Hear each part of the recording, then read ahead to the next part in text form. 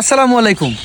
তো আজকে আবার খুব ভোরবেলা বেশ খানিকটা ঠান্ডার মধ্যে বের হয়ে পড়লাম ফুলের রাজ্য গদখালির উদ্দেশ্যে। তো যাই হোক, এটা হলো আমাদের সাতক্ষীরা থেকে ফুলের রাজ্যে যাওয়ার জন্য বাঁকড়ার মধ্য দিয়ে একটা শর্টকাট গ্রামের রাস্তা।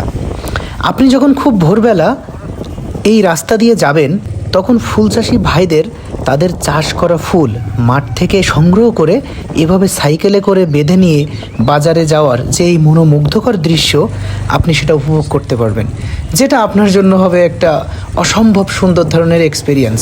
তো যাই হোক, আমরা এভাবে আস্তে আস্তে বাইক চালাইতে চালাইতে ফুল চাষি ভাইদের এই ফুল নিয়ে যাওয়ার দৃশ্য দেখতে দেখতে আমরা প্রায় গদখালি বাজারে পৌঁছে গেলাম। আমরা চলে আসছি এখন গদখালি বাজারে। তো যাই হোক, গদখালি বাজারে আসছি ফুল কিনতে। আর এখন আমার প্রথম কাজ হলো আমার শ্রদ্ধেয় বড় ভাই রমজান ভাইকে খুঁজে বের করা, কারণ তাকে ছাড়া এখানে এসে ফুল কেনার কথা আমি আসলে চিন্তাও করতে পারি না। তো যাই হোক, অবশেষে আমি রমজান ভাইকে এক্সপ্লোর করলাম একটা মেয়ে সাংবাদিকের সাথেই, যদিও একটু রমজান ভাইয়ের মেয়ে সাংবাদিক ঠিক এসবগুলো দেখলে মাথায় কাজ করে না। যাই হোক ভাইয়া, সরি, কিছু মনে করবেন না। আমরা এখন রজনীগন্ধা ফুলের দিকে চলে যাই, ফুল কেনা বেচার দিকেই চলে যাই। রজনীগন্ধা ফুলটা কিনে ফেললাম। তো এবার রমজান ভাই চলে গেল কোথায়? বস্তা কিনতে। কেন বস্তা কিনতে হবে? গেন্দা ফুল তো আর একটা দুইটা না, কয়েক হাজার নিব, এজন্য গেন্দা ফুলগুলো নেওয়ার জন্য একটা বস্তার দরকার, কারণ বস্তা ছাড়া এতগুলো গেন্দা ফুল আমরা কখনোই নিয়ে আসতে পারবো না। আর এজন্য রমজান ভাই 20 টাকা দিয়ে একটা বস্তা কিনে ফেললো।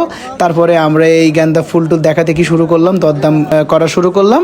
দরে দামে মোটামুটি ঠিকঠাক হয়ে গেলে আমরা ফুল কেনাও শুরু করলাম। ফুল আমরা নিচ্ছি। এবার যেটার পালা সেটা হলো গোলাপ ফুল। আজকে মার্কেটে এত পরিমাণ গোলাপ ফুলের দাম, ট্রাস্ট মি, আমি এত দাম কখনো মার্কেটে এসে দেখিনি। পুরাই আগুন। আজকে চাহিদাও বেশি, আজকে দামও বেশি। অল্প অল্প গোলাপ ফুল যে কত টাকা করে বলে সেটা শুনলেই তো মাথা খারাপ হয়ে যায়। তো তারপরেও কিনতে যেহেতু হবে, আমরা সব জায়গায় দেখতেছি শুনতেছি। তার মধ্যে চোখে পড়ে গেল জারবারা ফুল, মোটামুটি সস্তা ছিল, এজন্য জারবারা ফুল নিয়ে ফেললাম। তারপর আবার আমাদের মিশনে চলে গেলাম গোলাপ ফুল কিনতে। গোলাপ ফুলের যে পরিমাণ দামের কথা মানুষ বলে, রমজান ভাইয়েরও শুনে শুনে রাগ হয়।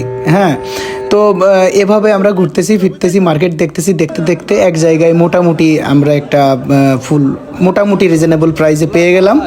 যাই হোক, চাষিও খুশি, আমিও খুশি। গোলাপ কেনা শেষ করলাম। আসলে এটা রমজান ভাইয়ের হেল্প ছাড়া কখনোই সম্ভব ছিল না। থ্যাংক ইউ রমজান ভাই। এবার আমরা চলে গেলাম জিপসি কিনতে, কারণ ফুলের সাথে জিপসি খুবই দরকার, এজন্য আমরা 2 তাড়ি জিপসিও নিয়ে নিলাম।